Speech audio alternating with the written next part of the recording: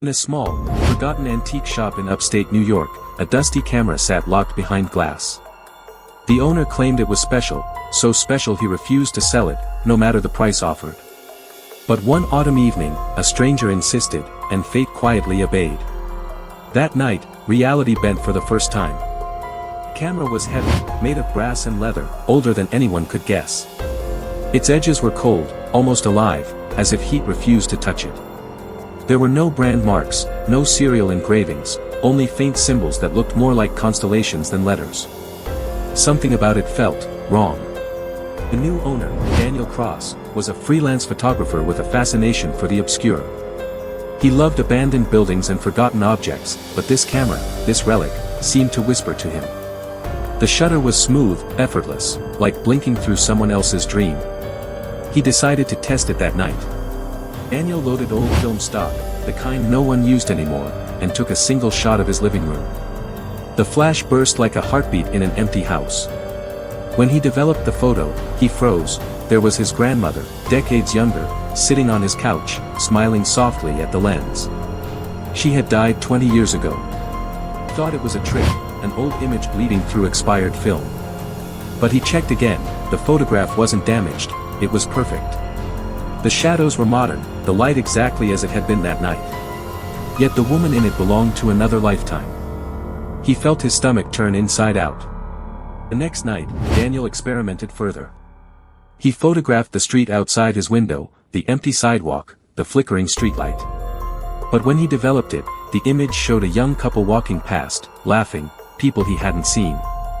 Later, he realized they had walked by that exact spot the next morning. It didn't take long to understand, the camera only took pictures of the past. Not distant centuries or lost eras, but minutes, hours, sometimes days before the shutter closed. It revealed what had already happened, unseen, unnoticed. It was like glimpsing a memory that didn't belong to you. Daniel began testing the limits. He placed the camera in his empty hallway and took a picture every hour. One frame displayed him walking by, coffee in hand, but the cup he was holding shattered the next morning. The camera wasn't showing ghosts, it was recording echoes of reality itself. He studied local phenomena, conspiracies even, theories of time slips, parallel memories, and echo timelines. Scientists once spoke about photons retaining temporal residue, but never like this. This was controlled, targeted, almost intelligent. It didn't predict, it remembered. One day, the photos began to change. Subtle, almost imperceptible differences, the color of the walls, the angle of lights, his reflection missing from mirrors. He realized the photographs didn't always match what he physically remembered. Some showed scenes that had never happened in his version of events. Desperate for answers, Daniel tracked down the shopkeeper. But the antique shop was gone, completely vanished. The address led to an empty lot covered in weeds, no foundation, nothing. Locals swore there hadn't been a store there for decades. His hands trembled, fingers stained with developer fluid and disbelief. He tried photographing himself next. He placed a small timer and stood before the lens. The developed print showed him staring blankly at the camera, yet behind him stood someone else. A blurred shape, taller, faceless, resting a hand on his shoulder. Daniel had been alone that night. Sleep came harder each passing day. Even closing his eyes felt like developing another picture he didn't want to see. Dreams bled into waking life, flashes of scenes he hadn't lived, people he didn't know, rooms that didn't exist. The boundaries of his reality were dissolving like chemicals in the sink. He began receiving unmarked letters containing old black and white photos, his own shots, but aged decades older. The paper yellowed, corners curled, stains creeping across the image. How were his photographs aging before his eyes when they were only days old? The past was leaking forward. Then came the final roll of film. Every frame showed the same scene, his living room, looking just as it always had, but each shot, one after another, revealed him sitting on the couch, staring directly at the lens. The expression changed, from calm, to confused, to terrified. The last frame showed only an empty chair. He destroyed the camera that night. He smashed it with a hammer, burned what remained, and scattered the ashes into the river. But the next morning, a box appeared at his doorstep. Inside, an identical camera, untouched, polished, gleaming as if freshly made. It was waiting for him. Daniel left town, abandoning his home and his work. Rumors spread through photography circles about the man who captured moments no one remembered seeing. Some said he wandered through abandoned places, taking pictures of ghosts that weren't ghosts. Others said he vanished like his shopkeeper before him. Years later, a new owner found the same camera for sale online. The description was vague: antique artifact, possibly defective shutter. The buyer, a young collector from Chicago, posted the first few photos on social media. Each picture showed scenes that users identified as events from hours or days before. The post went viral. People demanded explanations: glitch, hoax, elaborate editing. But no one could replicate it. The collector vanished from the internet soon after. Their last message read simply: "It remembers more than we do." Experts analyzed the metadata, film type, and time stamps. Everything indicated the photos were genuine, shot before the moments they depicted. One physicist claimed the phenomenon could be tied to a concept called temporal lag photography, a theoretical bridge between time fragments. He vanished a week later. Reporters tried tracing the original make of the camera. No manufacturer matched the design, and its materials didn't correspond to any known fabrication process. Its inner lens was made from a composite resembling volcanic glass, possible, but ancient. Yet the screws were precision machined, modern in every sense. The deeper they dug, the stranger it became. The same camera shape appeared faintly in historic photographs across decades, behind soldiers, journalists, tourists. Always blurred, always missing a face. It hadn't been built once.